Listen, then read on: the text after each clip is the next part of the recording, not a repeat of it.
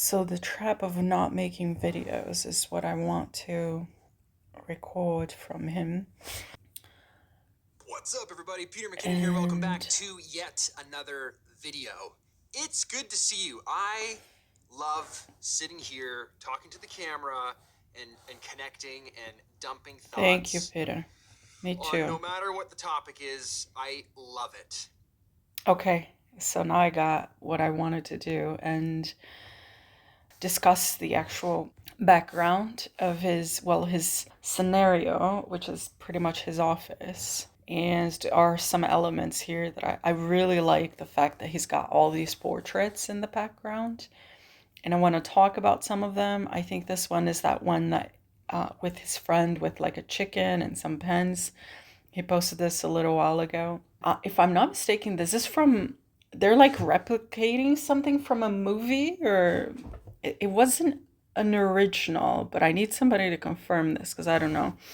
Then you've got his bucket shot here when they had the eclipse, and they shot it for Red Bull, which is, the two airplanes and the moonshot. So this is a pretty cool one. This looks very cartoonish, so it reminds me of, cartoons, this underwater cartoons, but it's it's a sea sponge and stuff. So it calls my attention for that. This is I think UV photography, ultraviolet.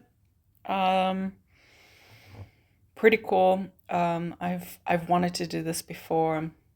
I don't have the equipment. I love this, very artistic. I don't know what it is, but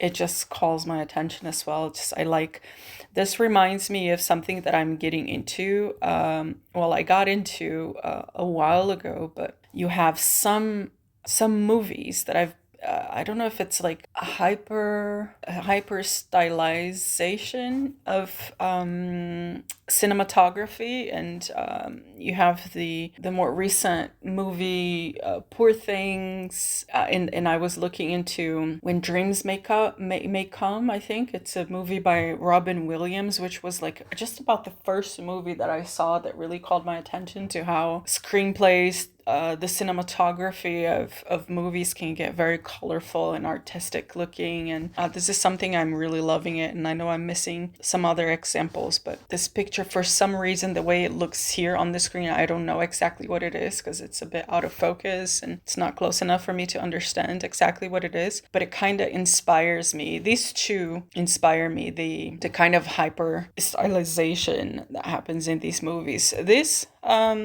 it goes into like the sort of like character that Peter McKinnon plays. I think that, he does have a persona online, and, the sort of vintage, the cool cowboy thing, is definitely a specific style to him. He plays this like cool, I don't know. There's a picture of him that he posed recently. I'm just like, this is such a performance. His character is a bit of a performance, of course.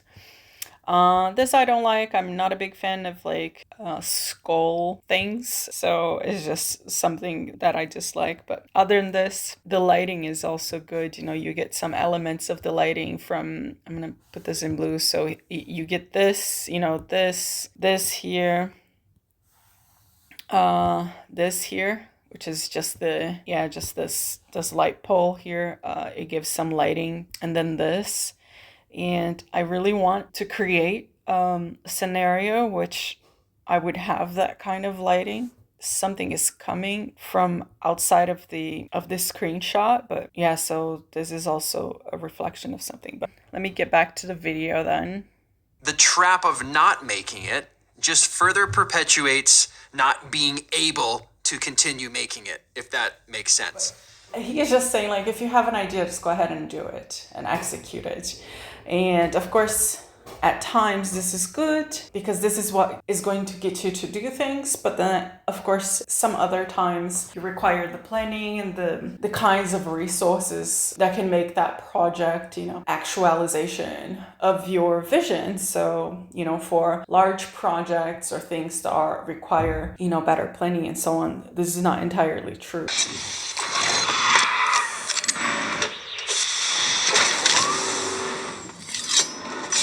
So if you're someone that's online and you make content, continue to make content because the trap of not making it just further perpetuates not being able to continue making it. So tip number one, don't let a lot of time pass between ideation and execution. So let me reinforce this.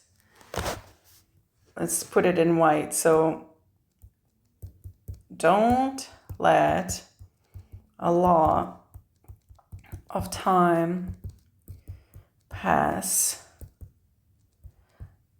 between, what does he say, ideation and execution. This is essential. Dang. So that's one of the biggest lessons I've learned over basically over the entire YouTube career, is the more time lapse between ideation and execution means you're more likely not to do the thing and to choose what you want to prioritize. It's hard to be good at everything.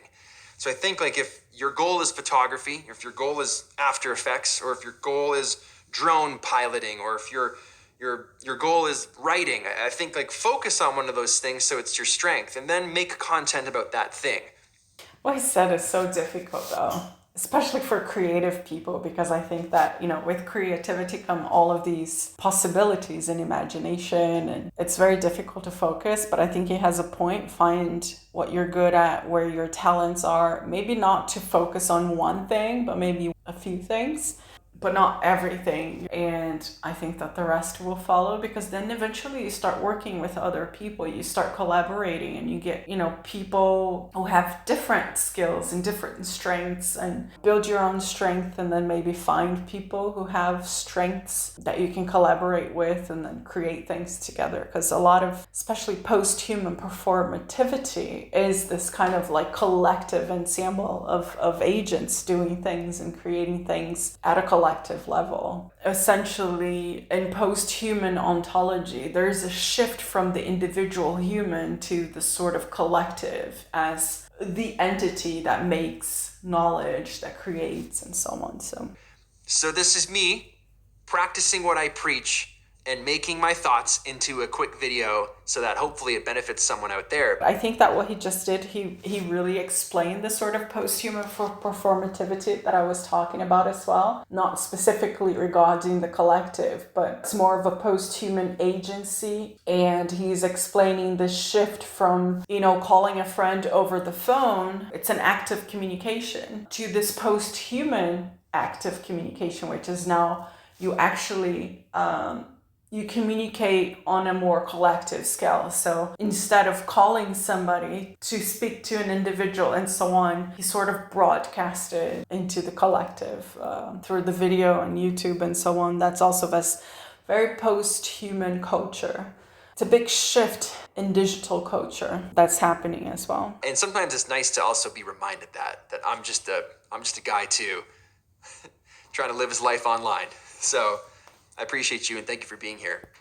This is amazing that he closed exactly with that kind of thinking that I was saying. He said, I'm just a guy trying to live my life online. So we're hybrid post-humans. My act to not fall into the trap of not making videos based on Peter McKinnon's recent upload. So thank you, Peter. Thank you, anybody who's listening. And I think this is it. So the inspiration I have from his...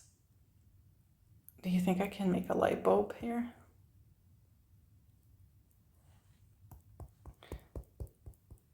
Should have been a little bit fatty. I think this is a good light bulb. And then my sort of the inspiration I need.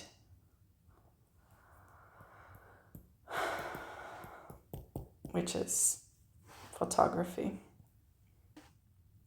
Thank you.